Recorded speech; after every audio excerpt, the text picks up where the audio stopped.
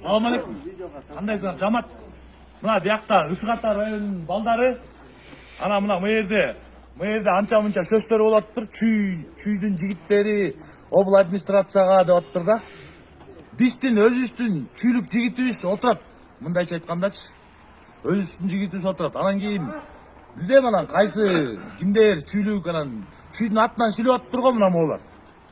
Биз мына чүйлүкпүз. Биз сүйлөп атабыз мынакей.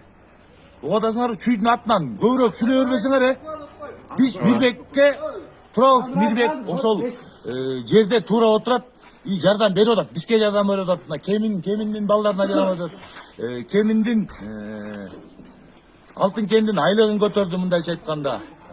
Жакшы иштерди кылып атат да. Анан чүйдүн атынан экинчи сүйлөбөгүлөчү монтип макулбу? Жалпы чүйдүн атынан. Биз мына Ысык Аталыктарбыз.